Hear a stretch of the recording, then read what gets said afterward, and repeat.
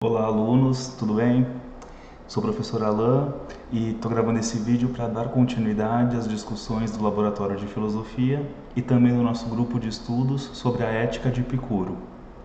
Nós discutiremos agora os tópicos 28, 29, 30, 31 e 32, 5 tópicos da ética de Epicuro que tratam do tema da amizade. Eu acho esse um grande desafio, discutir a amizade, até porque a reflexão de Epicuro sobre isso é muito enxuta, é muito específica, muito enxuta, muito reduzida. E eu também acho que é muito mais fácil explorar os temas anteriores, por exemplo, desejo, prazer, justiça, do que o tema da amizade. É muito mais fácil politizar, inclusive, esses temas do que o tema da amizade. Mas nós vamos tentar juntos entender o que o Epicuro refletiu sobre a questão da amizade. A amizade como proposta ética. Essa é a ideia principal deste vídeo, tá bom? Então nós vamos discutir esses 5 tópicos. Vamos dar continuidade às discussões anteriores. Então vamos lá. Como a reflexão é muito curta, muito enxuta, eu acho que a gente pode seguir aquele esquema de ler o aforisma de Epicuro e depois refletir a partir dele. Tá bom? Então eu vou ler esses 5 tópicos aqui que eu citei. No primeiro deles, onde Epicuro começa a esboçar a reflexão sobre a amizade, ele diz o seguinte: de todas as coisas que nos oferece a sabedoria para a felicidade de toda a vida, a maior é a aquisição da amizade. Vou repetir para ficar clara a ideia. De todas as coisas que nos oferece a sabedoria para a felicidade de toda a vida, então ele está, de toda a vida, a maior é a aquisição da amizade. Então o Epicuro está, de certo modo, relacionando a amizade com a questão da felicidade. Ele fala em felicidade de toda uma vida. Ele está apontando a amizade como uma condição sine qua non para a felicidade, como uma condição necessária para a felicidade. E isso é muito interessante porque, ao relacionar felicidade com a amizade, o Epicuro está dizendo, de certo modo, que a felicidade não é uma questão individual. A felicidade só existe numa relação de amizade, ou seja, numa coletividade, ainda que numa coletividade pequena, 2 pessoas, por exemplo.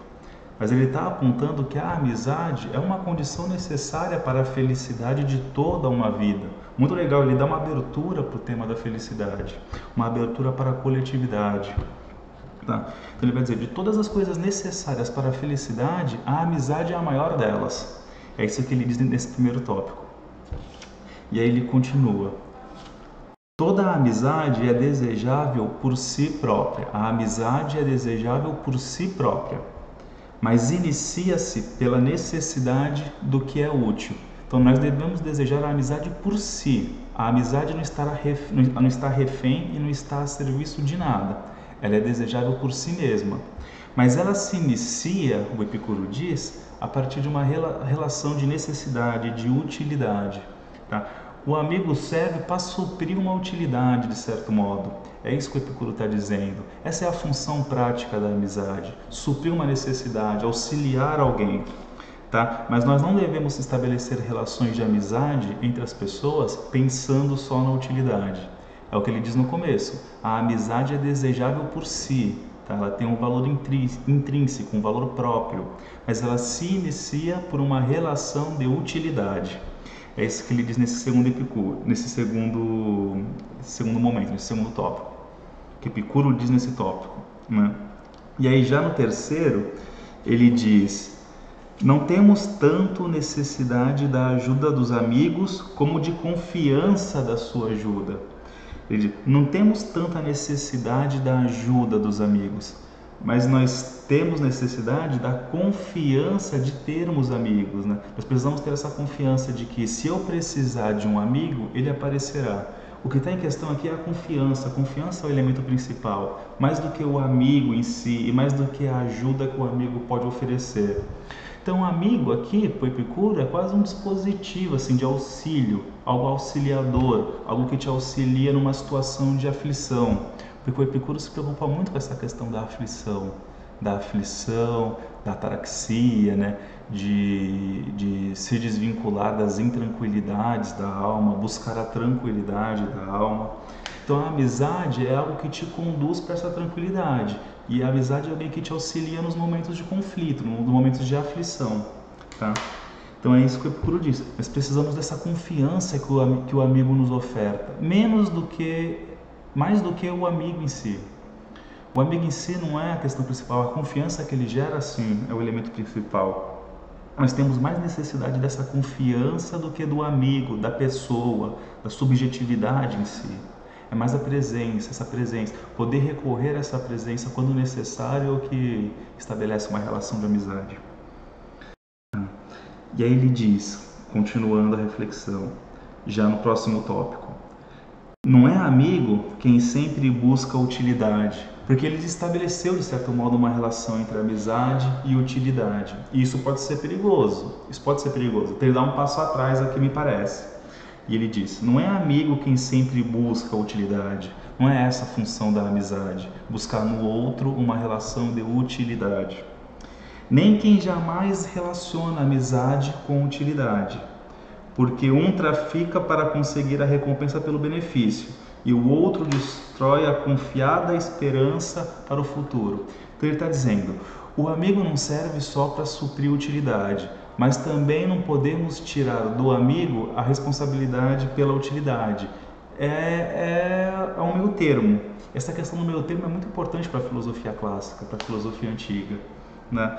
Então, o Epicuro está dizendo, nós não podemos submeter a relação de amizade à utilidade, mas a utilidade é sim um elemento importante para as relações de amizade, tá?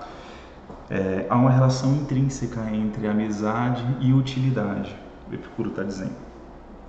E aí o último tópico do Epicuro sobre a amizade, ele diz o seguinte: no que se refere à amizade, não há que apreciar nem o que estão, não há de se apreciar nem os que estão sempre dispostos, nem os que recuam, pois que por elas se devem afrontar o perigo, tá? O que ele está dizendo é o seguinte: a gente deve suspeitar daqueles amigos que estão sempre dispostos, que estão muito próximos, mas também devemos desconfiar daqueles amigos que nunca estão dispostos a te ajudar.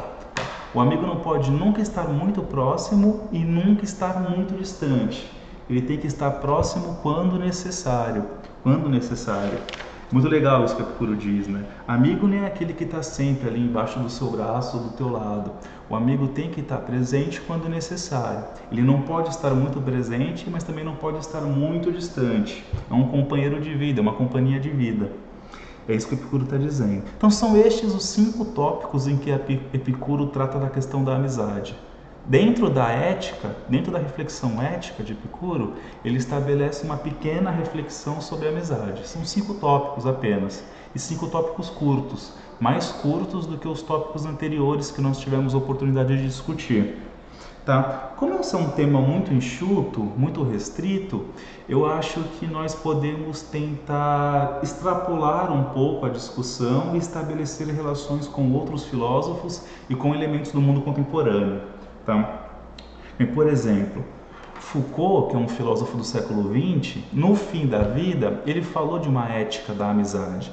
Embora ele não tenha prolongado muito essa reflexão, ele chegou a pensar na amizade como uma proposição ética.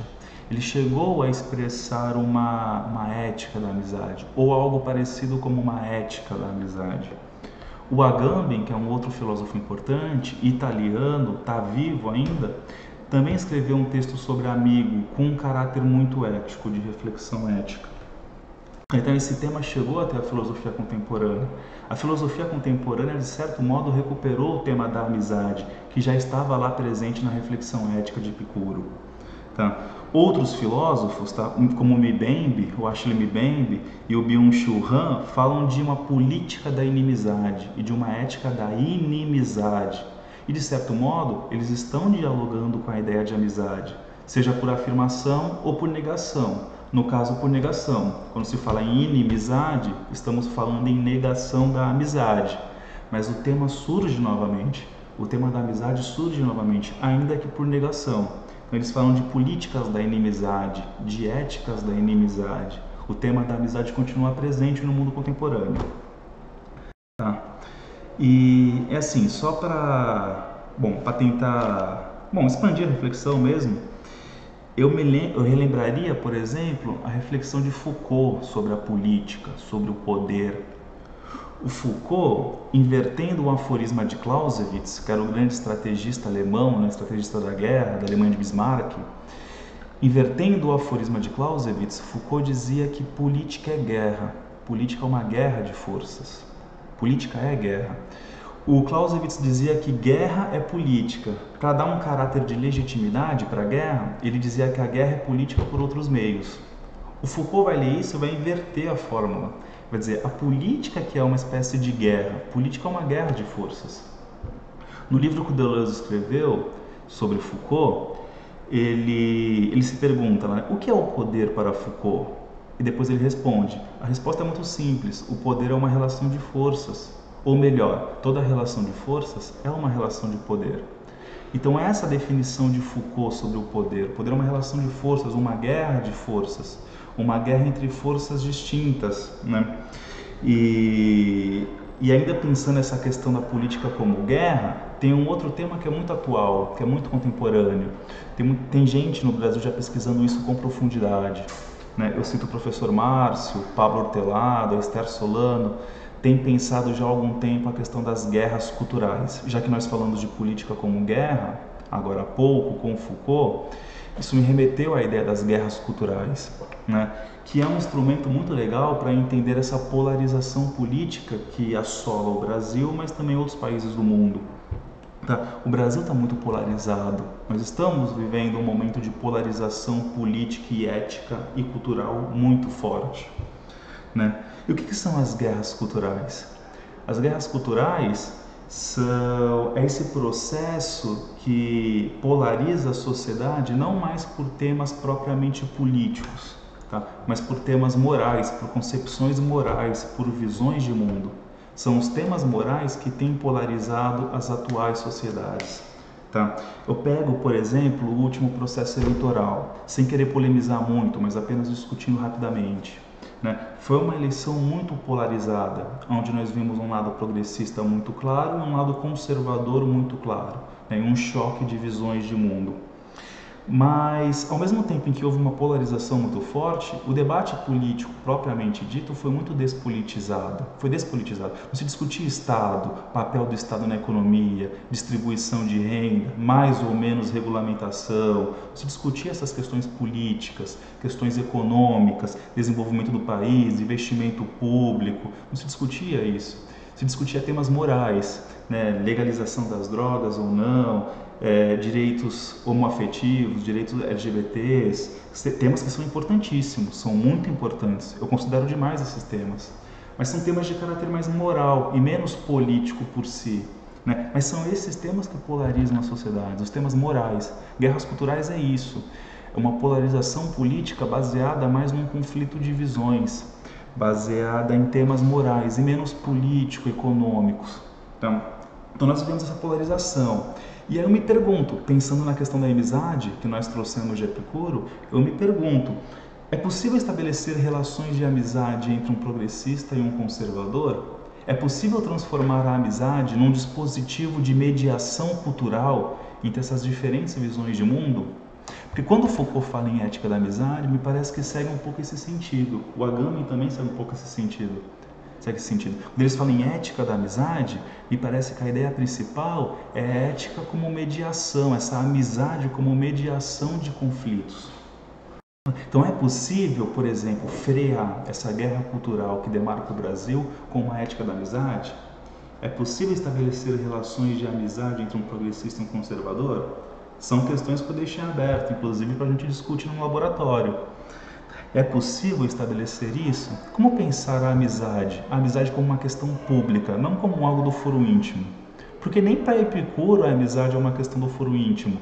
Ele diz lá, a amizade é algo necessário para a felicidade da vida. Ele dá um caráter coletivo para a amizade. E um caráter coletivo para a felicidade, inclusive. Tá? E tentando aproveitar essa reflexão sobre a amizade para os tempos atuais, eu lanço essa pergunta. Qual o papel da amizade hoje? Amizade como proposta ética. Tá? Epicuro fez isso, transformou a amizade num elemento de reflexão ética. A questão aqui não é refletir sobre a amizade por si só, mas de que modo o tema da amizade se relaciona com o tema da ética. Tá? Então isso me remeteu a essas questões contemporâneas, das guerras culturais, das polarizações, dos conflitos de visões de mundo, dos conflitos ideológicos, poderíamos dizer, e da política como guerra. Será que a ética da amizade é um dispositivo para frear essa política de guerra, essa política de inimizade, essa política de guerras culturais? O que vocês acham? Eu termino esse vídeo com esse desafio. Teremos a oportunidade de discutir isso melhor por escrito lá no fórum, tá bom? Convido vocês a participarem. É isso. Um abraço a todos e até mais.